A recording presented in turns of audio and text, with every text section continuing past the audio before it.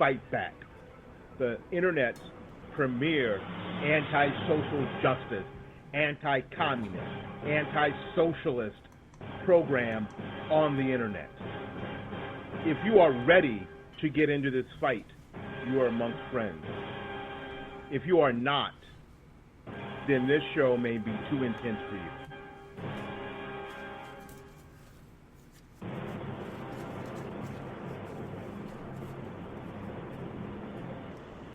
Well, a lot of people didn't want us back, but we're back. A lot of people, you know what, just hope that we kind of go away, that we kind of give up, that we kind of shy away, we kind of just crawl back under the rock that we came from, according to them. But we're not going to do any of that. We're going to be here. We're going to stay here. This show has been on the air since March 25th of 2008, and we're going to stay here. We went to terrestrial radio for 21 weeks, and we stayed right here. And as soon as that was over, we came back full strength, because that's what we do, and that's how we do it. Because there's a lot to fight for. It's worth the fight. It's worth the struggle. Today we're asking if urban America is ready in the next 30 some odd days to vote for a better future. Are we ready to vote for a better future? Because that's what this election for the urban community and urban America boils down to. Are we going to either vote for what we've had in the past, or are we going to vote for a better future? I wrote it this way. Urban America has an opportunity to break the chains and make changes that can lead to a future of self-determination for the urban communities across America. Is mainstream media's and pop culture too strong an influence on urban communities? Will the mainstream media's dangerous, destructive, and demonic narrative continue to blind the eyes and shackle the feet of those in urban America? Like Abraham, our destination may not be clear, but it is a certainty that it is better. It's a better place. There's a better place. And we must start heading there now. Like Abraham, our destination may not be clear, but it is a certainty that there is better, that there is a better place, and we must start heading there right now. I don't really think that anybody would argue too much that East St. Louis, parts of Chicago, East LA, parts of Atlanta and Miami, Jacksonville, Tampa, Philadelphia, Newark, New York. Name any large urban area in America. And I don't think you can find anybody who could reasonably argue that it is nirvana, that it's a fantastic place to live, and it's safe, and come on now. I don't think that anybody can reasonably argue that there's plenty of jobs and the schools are great and everybody is happy and clean and healthy and it's safe there. Really, I don't think anybody can really argue that is the case now. And in all those areas, Detroit, Cleveland, all those areas that I mentioned have been run by one political party, some of them for 50 plus years.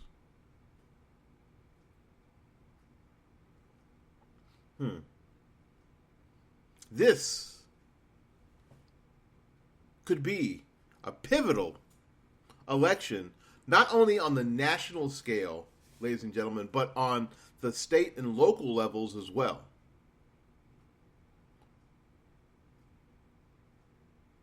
But will urban America be able to?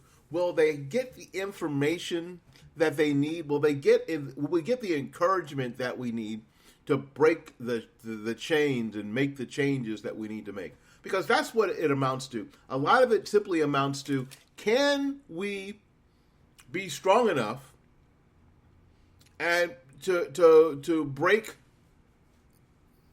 the habits of what we normally do.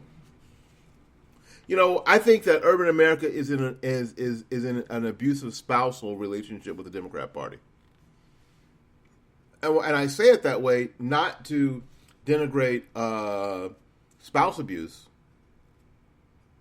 but if you think about what spouse abuse is, everyone always wonders when they find out that a woman is getting beaten by her husband or her boyfriend or her live-in or whatever, why doesn't she just leave? Women say, I know if he hit me, I'd be out the door. Well, a lot of people who say that really don't understand what that kind of abuse is about.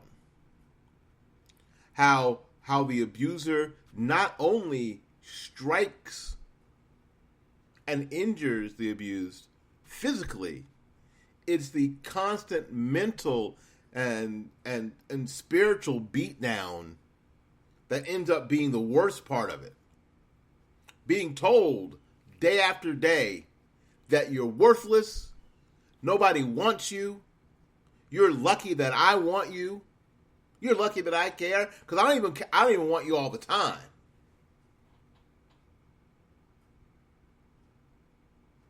You know, it's a constant drip, drip, drip, drip of psychological abuse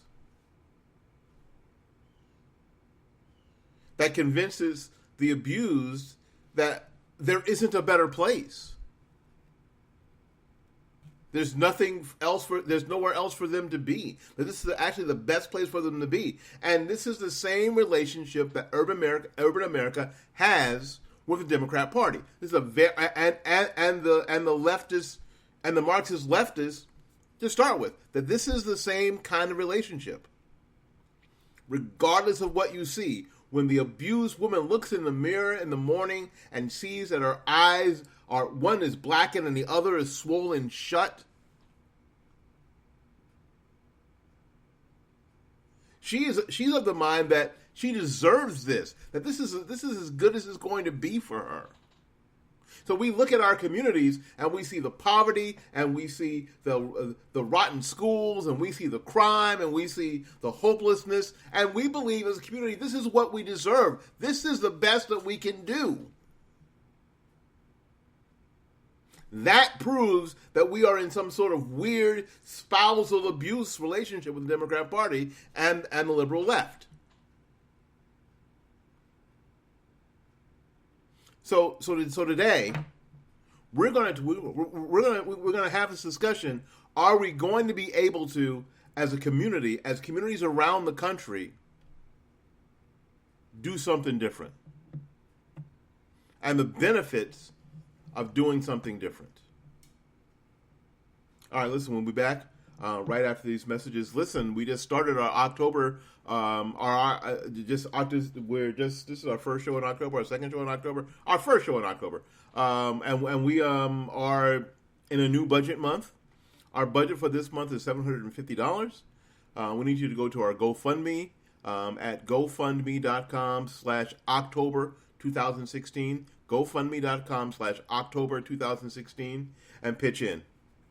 Help us out. I'd love to get this taken care of in the next couple of days. That's GoFundMe.com/October2006. Let's go ahead and get this done. Let's go ahead and do the things that we know we can do. We'll be back right after these messages. TheRedRiverChronicle.com. TheRedRiverChronicle.com. www.redriverchronicle.com. Conservative, concise, truthful, informative. TheRedRiverChronicle.com. www.redriverchronicle.com.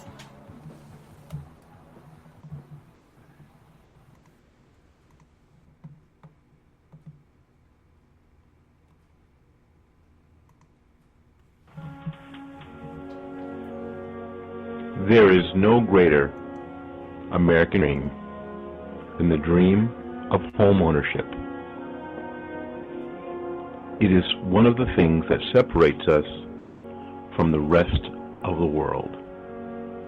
the fact that an average middle-class family can own a piece of property, call it their home, settle there, and raise a family. In the past few years, it has become more and more difficult for middle-class families to attain this dream. But my friends at New Homes of Tampa Bay are making this dream possible for many, many people. New Homes Tampa Bay, www.newhomestpa.com, 813-770-9452.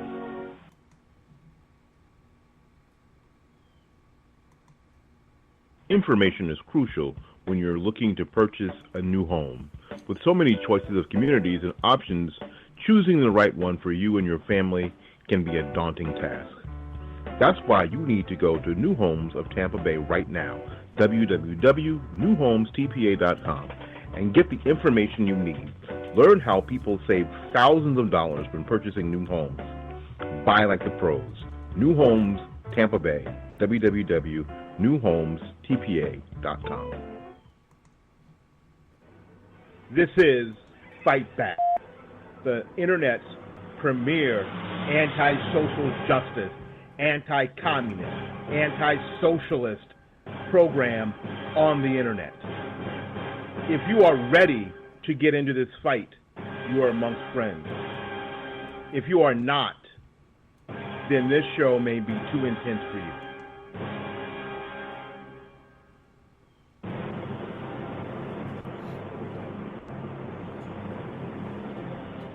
All right, we're back. Thanks so much for listening to our spots. Listen, if you're going to buy a home, if you're looking to move to Florida, and I know some people are making some changes in their lives, and they're looking to maybe make a trip down south, my friend Gary Knight at New Homes of Tampa Bay is the guy you want to talk to. That is for sure.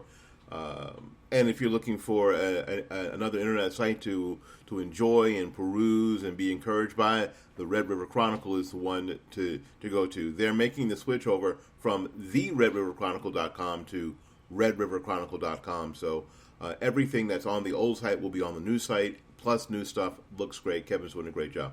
All right, listen, urban community has been, urban community suffers. Today, some news came out about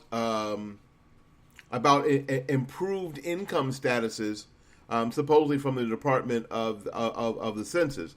Unfortunately, we can't trust any of those numbers during an election season with, again, less than 40 days to go in an election season, that any of that stuff is correct. But so I look for other sources.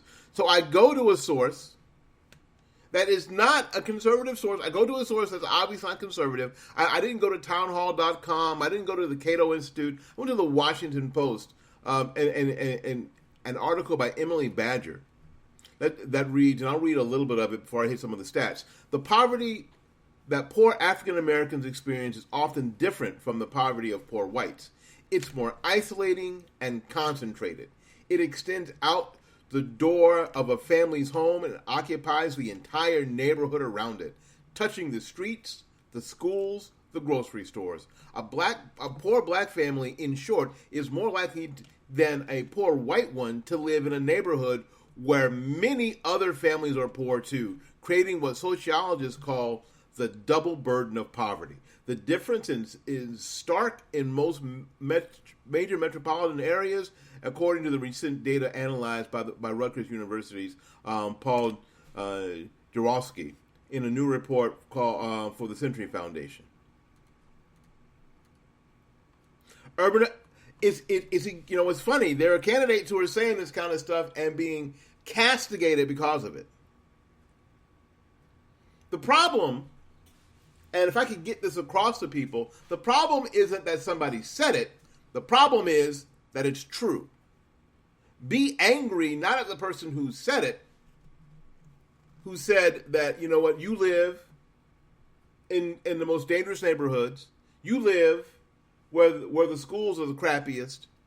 You live where there are no jobs. Don't be mad at the candidate who says that stuff. Be mad that all that candidate said was true.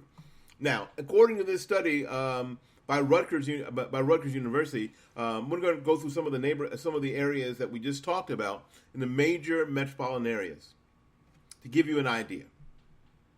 The percentage of poor blacks and whites living in concentrated poverty by metro area. In New York, poor whites are about 17%, at about 17% of concentrated poverty. Blacks are over 25%.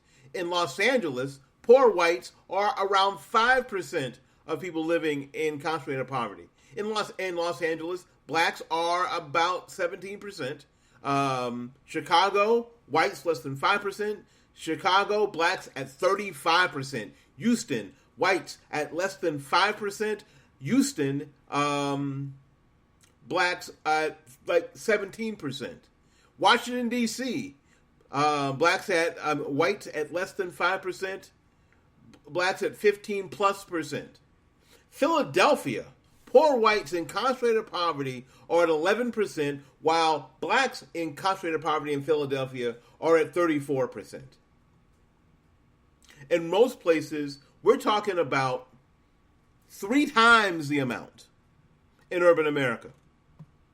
3 times. In St. Louis, 29.5% of poor African Americans live in concentrated poverty. Among poor whites, just 1.6% do. Poor whites in most major metropolitan areas are spread out. Poor African Americans are not. Is it not time? Is it not time? And I'm just gonna ask this question just point blank. Is it not time to do something different? Is it not time to say, you know what? Things have got to change.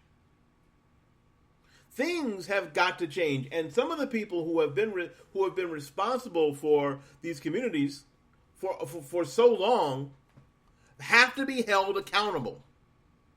They have to stop blaming the boogeyman. They can't keep telling black people, and they can't tell people who live in these urban communities again and again and again and again that you're poor because of the people who live in the suburbs have your money, have your stuff. How long is that narrative going to play? Among racial and ethnic groups, African Americans have the highest poverty rate at 27.4%, followed by Hispanics at 26.6%, and whites at 9.9%. Listen to this. African Americans have the highest poverty rate at 27.4%, followed by Hispanics at 26.6%, and whites at 9.9%. 45.8% of young black children under the age of 6 live in poverty, compared to 14.5% of white children. When are we going to get the message that it's not been the white conservative Republican boogeyman that has been your enemy? It is the leftist, liberal, Democrat, liberal politician and their surrogates that have championed your trap. And at some point, it's got to change. At some point, it's got to change. Because, frankly, if it doesn't change, it's going to collapse. You can't keep doing that. It's not sustainable. It's just not sustainable to continue to have a population of 13% of your population, or 12%, or whatever it is today, live in such disparity and such poverty, and continue to exist. Because the lie of mainstream media, because this lie that gets perpetrated and gets promulgated and gets pushed from the liberal left is that there is a white boogeyman. There is a Republican boogeyman that's out there waiting to take their stuff. Well, here's my question. If 47% of our kids live in poverty, what stuff is there to even take? If 27.4% of black people live in poverty, what stuff is there to even take? If they're, it's crazy. Now I know what they're talking about. They're talking about that. You know what? White people want to do. Want to do away with welfare. They want to do away with EBT. They want to do away with blah blah blah blah blah blah blah blah. The fact of the matter is that it's going to take a huge shift in urban America's mentality for this change to be made. There's nothing that can happen from the exterior. So I'm going to give a lot of people who care, who are on the outside of that, a break. There's nothing you can do from the outside. There's nothing you can say from the outside. This is going to have to happen from the interior of this community. From the heart, it's like anybody else. It's like the abused spouse that I talked about earlier. You could go get her, and you could pull her out, and you could take her away. But you'll wake up one night, and she'll be right back at the hands of the abused. She'll be right back because it's comfortable. It's what she knows. And she may have actually come to grips with the fact that he may kill her someday.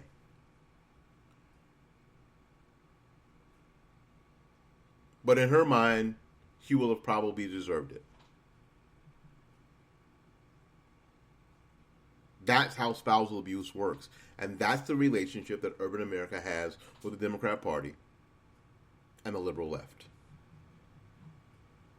That we understand that what's going on here, we understand that that's what's going on here.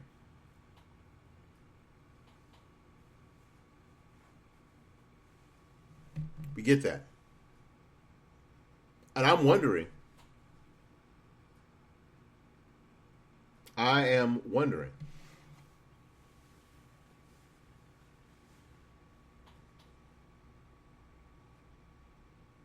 If that's where we're headed.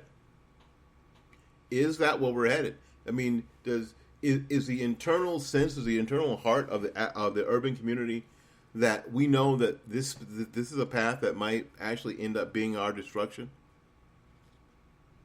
And we're okay with that? That we continue to stay on this destructive path? We continue to be okay with the destruction of our families, the incarceration of our young men, the attitude that keeps our neighborhoods unsafe, not only from the police, but from each other? Is it okay that we continue to denigrate women? Is it okay that we continue to, with the hip hop culture, continue to call our young ladies bitches and hoes that are good for only one thing, sex, and making babies that we're not going to take care of? Is it okay that we continue on this? What anybody would tell you is on a completely self-destructive path, with a big enabler being the Democrat Party and the liberal left. Is it okay? Is that where we're headed? Are there only a few of us who are saying, stop killing ourselves? You know, we see the signs, at Black Lives Matter protests that say, stop killing us. My sign is, stop killing ourselves.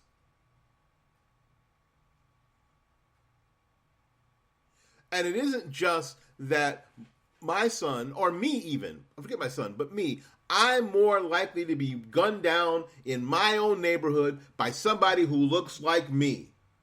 It isn't just that. It's all the other continual self-destructive behaviors that we wrap up in culture. So we don't have to take a good look at it. So we wrap up in culture, and it goes and at every level. It's diet. And you're talking to somebody who had triple bypass surgery. We're talking about diet. We're talking about how we treat each other. We're talking about our sexual habits.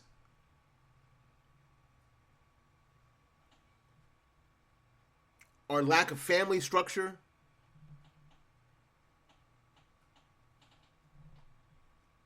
Everything.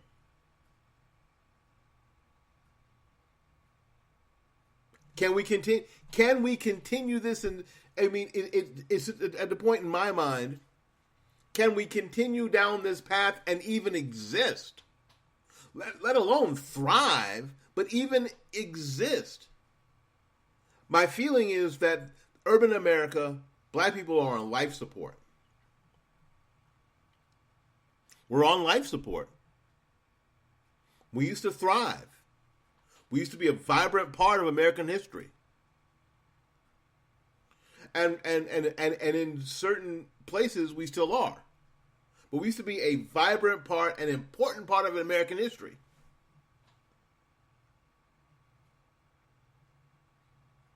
Of why America is the greatest social experiment ever in the history of the planet. We had a really important part in that. It wasn't just slavery that was our contribution to America. The liberal left and the mainstream media would have you believe that the only contribution that black people have to America is slavery. No, not at all. Not even close. You name a discipline, there are black people who are important in that discipline. Education, philosophy, art, music, you name it. Physics, engineering, you name it. That is our contribution to making America great. It wasn't just slavery. Black and of course civil rights. I mean, one of the few countries ever that has come back from slavery to thrive. Are you kidding me?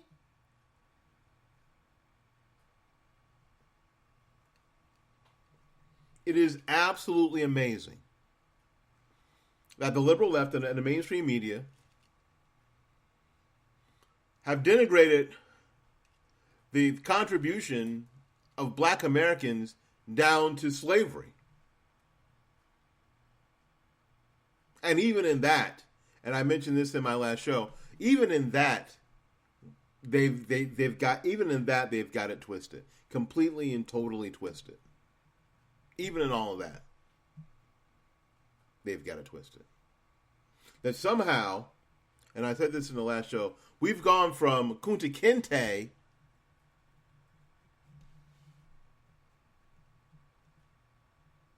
all the way to Chicken George. We've gone from that mighty Mandingo warrior to needing the help, the protection of the liberal left. That if we don't have their protection of the Democrats and the liberal left, then we won't be able to survive. We will not be able to thrive. We won't be able to do anything. We got to have their protection from the boogeyman.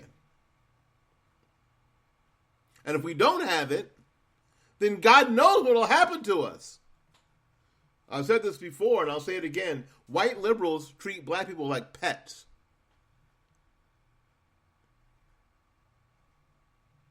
Listen, we gotta take a little break because we gotta ring the registers because you know what, we've got a lot to do this month, and we have not raised a nickel for our monthly budget. Our monthly budget this month in October is $750. So if you want to help, go to GoFundMe.com/October 2016 and help us reach that goal. The sooner the better. And I'll tell you about what we're going to do in 4 days and how important that is. We'll be back right after these messages.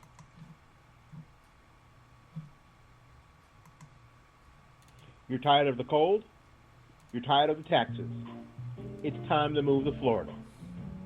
And our friend Gary Knight at New Homes of Tampa Bay is the perfect person to help you. You can just give Gary a call at 813-770-9452, or you can go to the website to look for your brand new home at www.newhomestpa.com. Move to Florida. It's about time.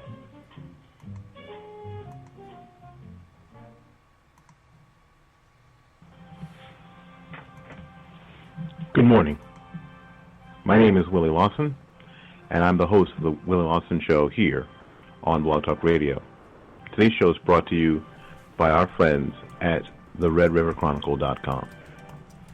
The RedRiverChronicle.com is the finest conservative website on the internet, bar none.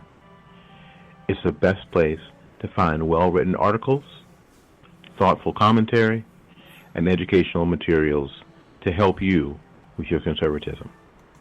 There's no better place on the internet for conservatives than the RedRiverChronicle.com. The heart, soul, mind behind the RedRiverChronicle.com is my friend Kevin Batts. Make sure that you start your day with the RedRiverChronicle.com.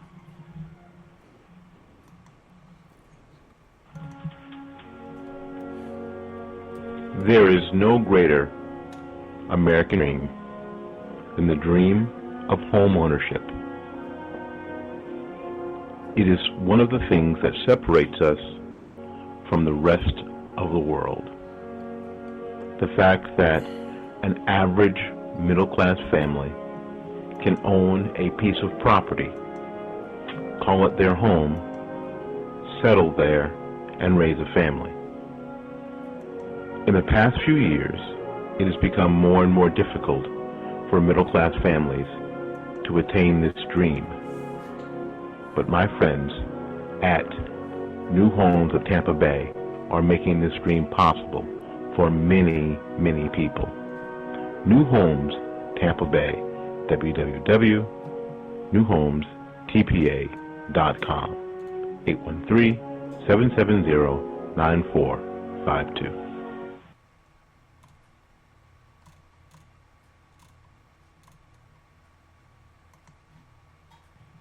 It's all the rage to call. South Carolina, you there? Yeah, I'm here. We're gonna bring you on right after this Blooming Days spot, okay? All right. Hang on just a second. Days Flower Shop, located right here in Tampa, Florida, at 11618 North Florida Avenue, 33612. Christine and her staff don't look at just the order. They look at the customer. They look at your occasion. They consider the entire person, the entire occasion, before making decisions about design and price. You're more than just a customer. You're a friend. Call our friends at Blooming Days Flower Shop, toll free, at 1-800-330-3297. 1-800-330-3297. Local, 813-971-5947. 813-971-5947. You can reach them on the web at www.bloomingdays.com. This is Fight Back, the Internet's premier anti-social justice, anti-communist, anti-socialist program on the Internet. If you are ready to get into this fight, you are amongst friends. If you are not, then this show may be too intense for you.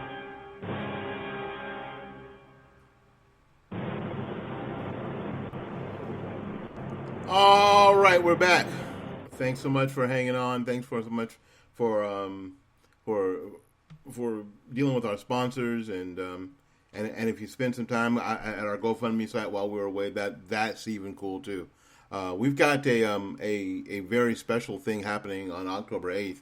We're simulcasting actually around the country, partnering with Urban Game Changers in California as they have a community meeting at Calvary Christian Center, and then at Crenshaw Christian Center on the 15th rather. We'll be simulcasting that meeting here as a satellite location in Tampa. We're going to do that all over the country. Hopefully, we can do it in New York and Dallas, and somewhere in Louisiana. I think in Baton Rouge, and in Las Vegas as well. Finally, a discussion about what's really happening in the urban community, and doing the things to make changes that we need to better where we live. This I got a call from South Carolina.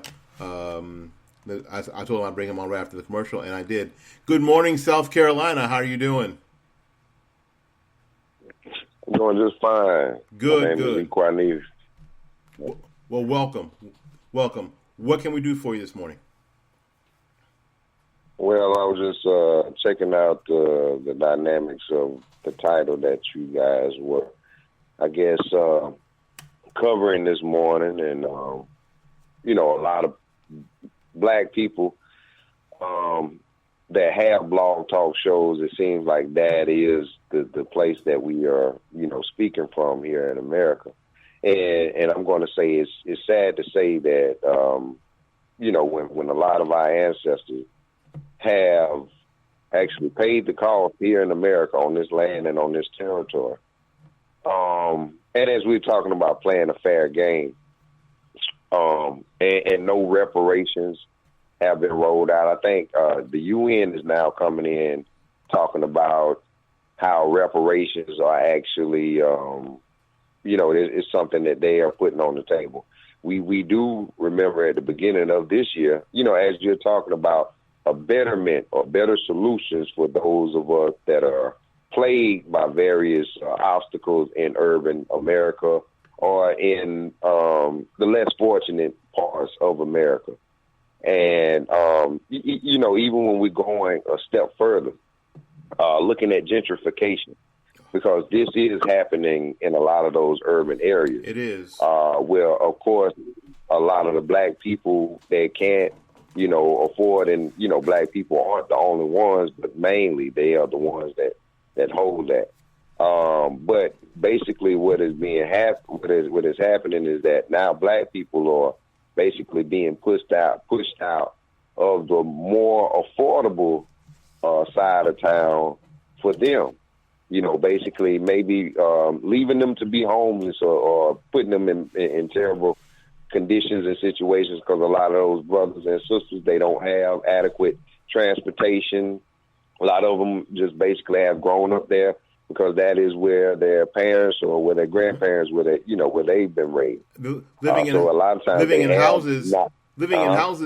in houses that don't have mortgages, and some of them never had a mortgage, and they grew up there, and they're being forced out of those communities. Yes, we're fighting that here where I live too, gentrification.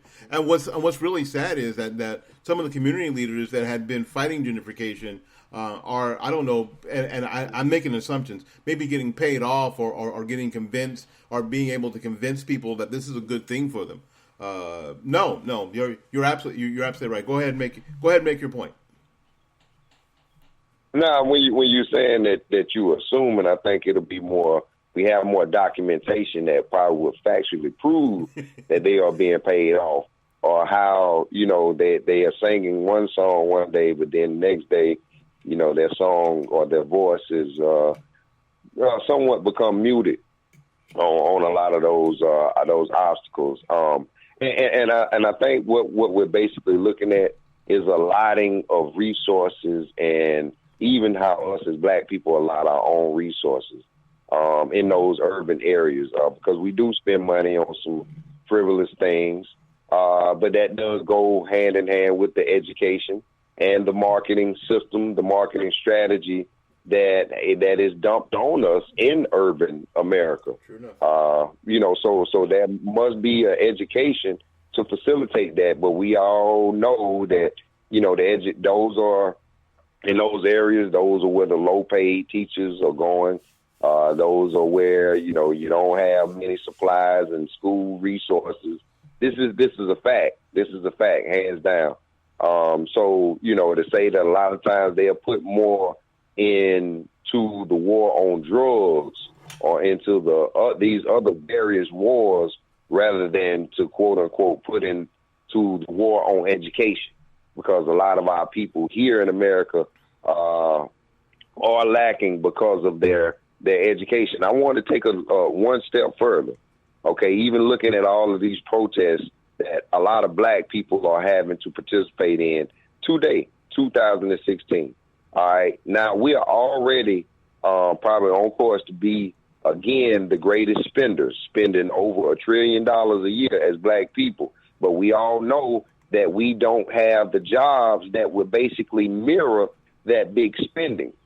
All right, but even though the stats show that we are a good part of the economic growth, the economic wealth that has been gained here, whether it be on Jordan's $200 pair of tennis shoes, we have been the ones to actually facilitate and aid in that demand.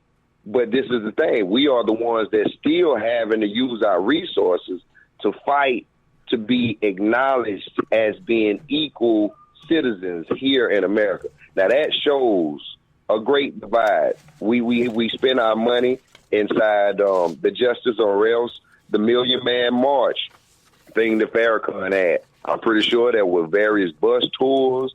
There were various, everybody filled up cars. People were probably renting, booking lodging accommodations, all to say that we're going to fight for our ability to not get shot down here in America.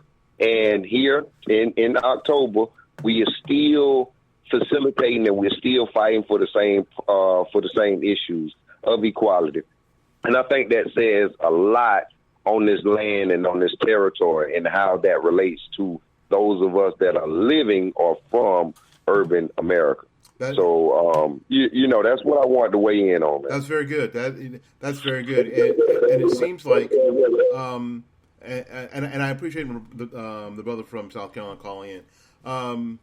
He makes a lot of really salient points.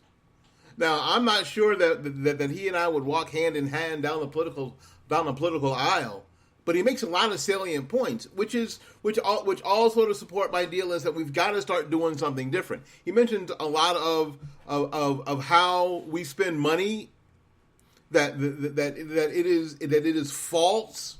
It's a false narrative by mainstream media that urban America doesn't figure into the economic system of America when it obviously does. It's a false narrative when mainstream media tells you that urban America isn't marketed to differently. It's a false narrative. And I see you, and I'll get you back in a second. It's a false narrative to say that the schools that in urban America are just like everywhere else. That's a false narrative too. That I was in education here in Hillsborough County for 15 years, and what the caller said was absolutely right. Some of the most inexperienced teachers, and either the teachers on their way in who are inexperienced, or the teachers who aren't very good on their way out, end up in urban American schools.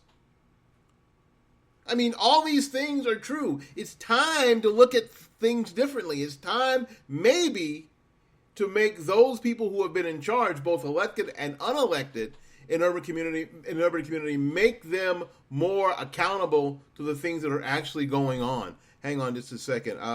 We lost you. Hey, how you doing? You back? Hello? Oh, yeah. Call Hello? Yeah, I got you. Go ahead. Can you? I can hear you. Okay. No, I was just, I think I fell off somewhere, man. I got you. No, but you were saying you're making some great points about economy. I mean, the economic forces of urban America, and we're not being able to use that at our full potential. And I think a lot of it is because we're being told that we don't matter in those areas when we actually do. We have great buying power. I don't know where I saw this. I don't know if it was a video about Chinatown in San Francisco, where a dollar changes hands in Chinatown 19 times before it actually leaves the community. It takes like a month for a dollar to leave the Chinese community in San Francisco. A month. In the African American community, it takes about 6 minutes in comparison. 6 minutes. And that's a huge problem. That's a cultural shift, an economic shift that we have to make to do things different, to break the chains and to make the changes to finally be be fully enfranchised into one of the greatest social experiments in the history of the world. I think that you make some great points, and I love the take on gentrification. Now, I don't want to say out loud that I believe these people are getting paid off, but it's my gut, because 5 years ago, the same people who were screaming against gentrification are not screaming against it anymore. They're going ahead and saying somehow it's a good, someone are even saying it's a good thing for our community. But wait a minute. People are being kicked out of their homes and put in places where they would have never gone to before. People are being forced to get mortgages that have never had mortgages before. Lived in homes that were built by their fathers or grandfathers from the ground up and never had a mortgage. Now they're being forced into debt, the way they never had debt before. And you can't tell me this is a good thing. And what's getting put in those places where they had their homes, townhouses and condos for basically rich white people to live in. And now those areas are so expensive that if you had the guts to hold out and not sell, you can't afford the taxes now, and you're going to be pushed out by a tax sale from your own city. That's what's going on with gentrification around the country, especially in urban America. So until we make some of our elected and even unelected leaders in these communities responsible or accountable for these things, we're always going to have the same situation. And I fear it's going to be worse. It's going to be worse. Absolutely. Absolutely. I 100% agree with you wholeheartedly. Even when you're going, or when we go a step further, you know, because we're speaking and discussing about these institutions and asking the question if the institutions are working in the benefit of us, or if they're working in the detriment of us. That goes with our participation in the police forces, in the judicial systems, and the legislative branches. Us as those people, those black people coming from quote unquote urban America, we have, I guess, now we fit the bill of being able to sustain and have those positions. But that's the reality in which I'm seeing, my friend, is that a lot of them are paid off. A lot of them, in order to hold, certain positions, in order to hold certain statuses, that's why they are. And we're seeing that even in the Colin Kaepernick case, because these are the quote-unquote millionaires of America, the athletes, the entertainers. Now, this lighter-skinned brother, he was the one that had to stand up. And we have plenty of darker brothers in the league, but none of them really ever stood up to use their political voices or their platform as a political voice. Well, let's be fair. There were last year. There were 4 black St. Louis Rams players that came out in the don't shoot and the hands up don't shoot pose in a game. But absolutely. But it's interesting. But all that's so interesting to me that the only person getting paid in the BLM movement was a guy by the name of Shaun King, and people may like Shaun King, but he's the only. But he, you know what? It ain't like he's mixed. He's a white guy. He's a white man, and he's the only one getting paid. That for me sends off red. It sends off all sorts of alarms. I'm thinking, wait a minute, the only person getting paid any reasonable salary in this whole thing is a white man who's pretending to be black? Are you serious? This is like Rachel Dolezal all over again, where she's even putting on bronzer and getting her hair curled so she can have all the affectations of being black while actually being a blonde-haired, blue-eyed white girl. This is insanity. And we've got to start making these situations known and make these people accountable. Listen, my man, I appreciate your call, but I got to get to some spots because a black man in America who has these kind of shows got to make some money. Because if we don't, Okay. my wife will make me get a job. All right, thanks so much for calling. We'll talk to you soon. Bye-bye now. All right, yeah, we can take a little break. Thanks so much for calling from South Carolina. We appreciate it. You know what? We can have conversation. We don't have to walk around in lockstep, but we can have conversation. There's stuff that we agree on. There's stuff that's going on in our community that we agree on. We'll be right back after these messages.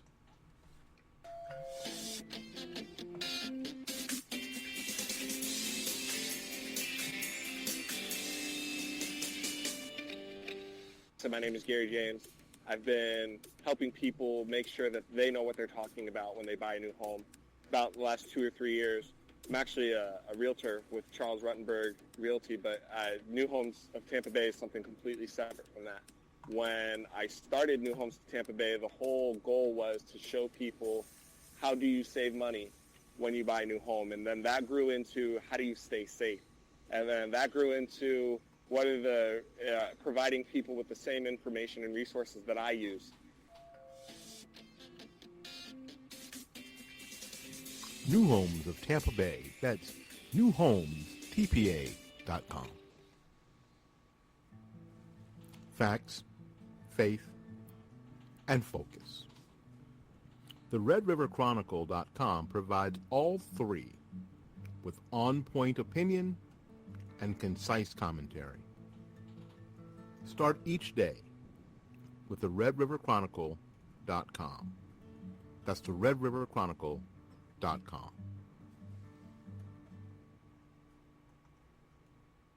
Information is crucial when you're looking to purchase a new home. With so many choices of communities and options, choosing the right one for you and your family can be a daunting task. That's why you need to go to New Homes of Tampa Bay right now, www.newhomestpa.com, and get the information you need. Learn how people save thousands of dollars when purchasing new homes. Buy like the pros. New Homes Tampa Bay, www.newhomestpa.com.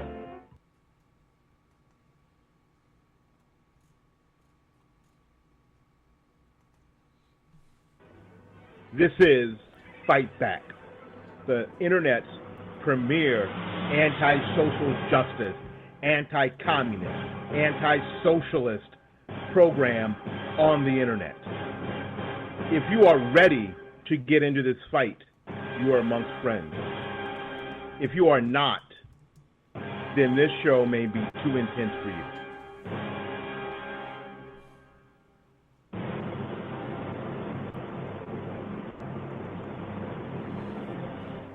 All right. Well, it's always good to have good conversation. It's always good to do that. It's always I always feel invigorated after, you know what. And I guess that the deal is that sometimes when we do this, we are battling upstream at every turn with every person and everything, because they really, people who aren't ready for the introspection that is necessary. And there's got to be some introspection in the urban community. It's got to be some introspection in the urban household. I think that on Wednesday we're going to probably have that discussion, depending on what my schedule is. I'm supposed to meet with Gary Knight probably on Wednesday, but it's the introspection that we refuse to participate in our own community and our own home sometimes. And I'm not even just talking about black people in the urban community in introspection. It's talking about just families in general, that we just won't look at ourselves realistically. We won't take off the rose-colored glasses in our family. We won't take the shades of it's going to be okay. It's just a phase in our families. And in that, we lose our children. We lose our marriages. We lose our community standing. We lose our wealth. We lose it all because we're simply bleeding. We are bleeding to death. And most of all, because we simply won't look at ourselves and our families and our communities introspectively and bring that harsh light to our faults. It's so much easier to see the fault in somebody else. It's so much easier to blame the boogeyman. It's so much easier to see the the splinter in somebody else's eye while ignoring the plank in your own. And that is what we continue to do, especially in the urban community. We have got to have the strength, and I know that we do, to look at ourselves introspectively and say, why are we behaving this way in these areas? And I mean economically, and I mean socially, and I mean politically. Why do we continue to participate in this stuff? The caller mentioned, buying $200 Jordans. God bless Michael Jordan. $200 tennis shoes? You tell me you can't afford private school, but your kids got $200 tennis shoes? An iPad, an iPhone, and $200 tennis shoes? You got to be kidding me, right?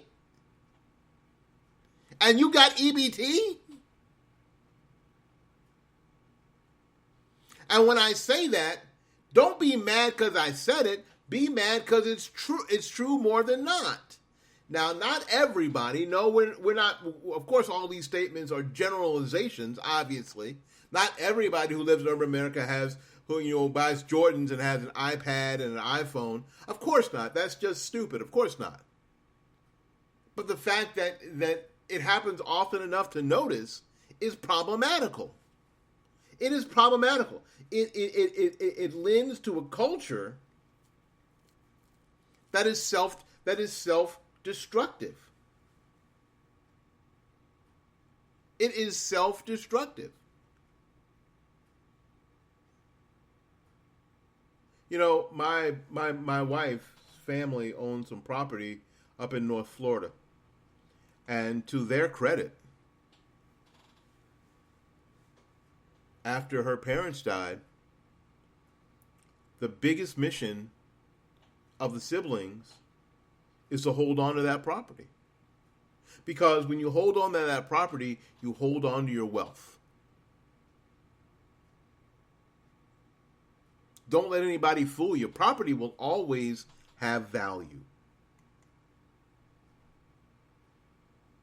Now, they could have sold that property where it is, and somebody could have come in and built a big house back there right off the interstate, off the beaten path where a lot of people who live in Tallahassee want to be. They want to come off and get out of the rat race that is the city and build out in the middle of the woods somewhere. They could have gotten a lot of money for that property. 90 seconds. The problem is that the wealth of the family, of the home place,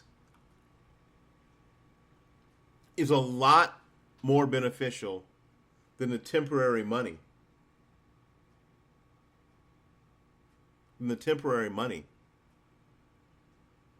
Of selling the property. So they've decided to keep the property. They've decided now, because no one lives on the property, there's no homestead tax, so they're paying 60 seconds. They split up the taxes on the property. They're keeping the property. They've got a renter in the house because they want to hold on to the property, because they understand how important it is to hold on to that wealth.